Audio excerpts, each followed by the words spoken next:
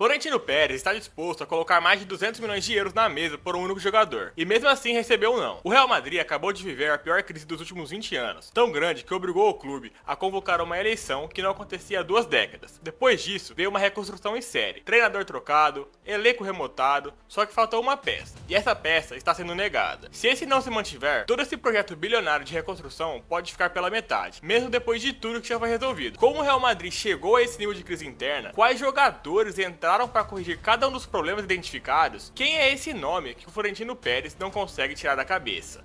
Foram 2 temporadas seguidas sem título de peso. Em qualquer outro clube do mundo, isso já seria um problema sério, mas para o Real Madrid é simplesmente inadmissível. E foi exatamente isso que aconteceu na temporada 25-26. O ano não começou ruim, pelo contrário, o Real Madrid chegou a viver uma sequência animadora de jogos.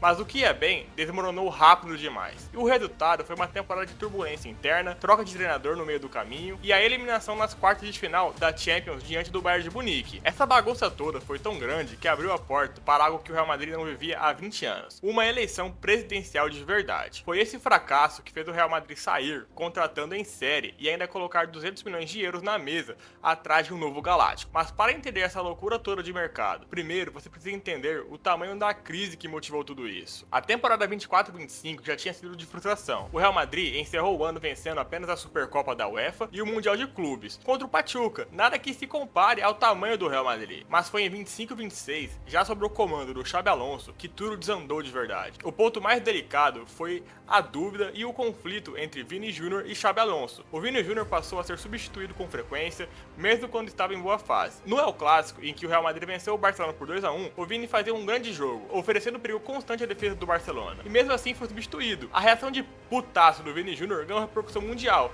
e escancarou a crise interna do Real Madrid. A sequência de resultados ruins fez o resto. O Real, que vinha invicto, viu o Barcelona assumir a liderança de La Liga, e a pressão sobre o Xabi Alonso virou insustentável. O treinador foi trocado por Álvaro Arbeloa, mas nem essa mudança evitou a eliminação nas quartas de final de Champions para o Bayern de Munique, e foi essa montanha-russa de fracassos que fez o Florentino fazer algo que nunca tinha feito antes. Ele convocou eleições e é a primeira disputa presidencial genuína do Real Madrid em 2 décadas. E ele acabou vencendo, com 65% dos votos contra Henrique Riquelme, que ficou apenas com 35%. Para fechar a campanha e blindar essa reeleição para ele fez 2 promessas pesadas: trazer José Mourinho de volta ao comando técnico e investir 150 milhões de euros em um reforço, um novo Galáctico, valor que representaria um recorde para o clube. E foi exatamente assim que aconteceu. Antes mesmo da janela de transferências espanhola abrir, em 7 de julho, o Real Madrid já começou a se mexer. Abriu espaço com as saídas de Carvajal, que deixou o clube aos 34 anos, depois de 13 temporadas, e Alaba, que também saiu a custo zero.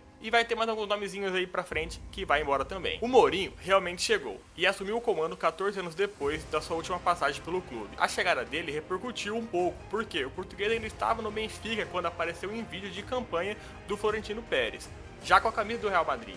E isso gerou um mal-estar nos bastidores do Benfica. Mas pelo acordo, o Real teria que pagar 15 milhões de euros ao Benfica pela liberação de Mourinho, então ficou tudo bem. Mas antes de pensar em troféu, o departamento de análise do Real Madrid detectou 3 fragilidades claras que custaram a temporada passada: falta de solidez defensiva, pouca profundidade pelas laterais e ausência de criatividade no meio campo. E para resolver isso, o clube foi direto ao ponto. Já de cara, ele contratou o Konaté, zagueiro francês de 27 anos, que sem custos, que estava no Liverpool, com contrato até 2030. E um aproveitamento de 66% nos duelos aéreos vencidos, justamente contra o fraco que o Real precisa corrigir. Para a lateral direita veio o Dumfries, lateral da Inter de Milão, por 20 milhões de euros. Nas últimas 3 temporadas pela Inter, o holandês participou de 41 gols, somando 13 gols e 28 assistências. No meio campo, a aposta foi o Bernardo Silva. O português de 31 anos chega de graça depois de encerrar contrato com o Manchester City, trazendo uma bagagem e qualidade enorme para o Real Madrid. E o time ainda reforçou a lateral esquerda com o Cucurella, que assinou um contrato longo até 2032. Encaixando essas peças, Mourinho ganha flexibilidade para alternar esquemas, podendo variar entre uma postura mais defensiva sem a bola e um modelo mais ofensivo com a posse de bola, ou até mesmo lançamento para o Vini e para o Mbappé, porque os laterais agora também apoiam muito. Mas mesmo com tantos reforços, ainda falta peça importante, porque desde a saída de Toni Kroos, o Real não tem um volante criativo capaz de cadenciar o jogo. E o setor da lateral esquerda também carece de uma segunda opção confiável. O elenco do Real Madrid está sendo remontado, e as fragilidades estão tentando resolver uma a uma. Mas existe um nome que Florentino Pérez mal consegue tirar da cabeça, e essa pode ser a peça que falta para o projeto ficar completo: o Galáctico que ele tanto prometeu. E o Galáctico é o Olise. Hoje, a grande estrela da seleção francesa e do Bayern de Munique, ele vem de uma temporada simplesmente absurda. 22 gols e 31 assistências em 52 partidas. É o tipo de jogador que representaria a cereja do bolo de toda essa campanha de transferência do Real Madrid. Mas tem um entrave gigante nisso tudo. Florentino Pérez está disposto a colocar mais de 200 milhões de euros na mesa para arrancar o Ulisses do Bayern. Mas mesmo assim, o Bayern recusou abrir qualquer negociação envolvendo o jogador, considerando até esse valor de 200 milhões de euros insuficientes, que pô, é inacreditável. Mas quem conhece o nosso grande Florentino Pérez sabe que o não raramente é a resposta definitiva para ele. Segundo o jornal Marca, o presidente do Real não pretende desistir depois da primeira recusa e está disposto a voltar a dar mais dinheiro pelo Ulisses, por uma contratação que já começa a parecer obsessão dele. E para financiar esse investimento colossal, o Real já teria dois nomes na mira para sair do Real Madrid. Um é Tchouaméni e o outro Federico Valverde, justamente os dois protagonistas de uma briga interna que aconteceu em maio desse ano. Ainda em paralelo, tem o interesse no Enzo Fernandes, do Chelsea, e fica claro que pelo menos uma saída de peso no meio-campo está sendo considerada só para viabilizar essas contratações, porque o Real Madrid tem dinheiro, mas não é dinheiro infinito. O Real Madrid já resolveu na prática três das suas maiores fragilidades: Konaté, Dumfries, Bernardo Silva e Cucurella. Chegaram para isso.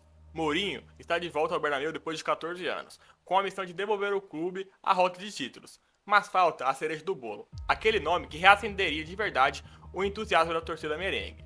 E será que o Real Madrid vai conseguir quebrar a resistência do Bayern de Munique e fechar a contratação galáctica do Michel Ulisses? Ou não? Vai ficar por isso mesmo.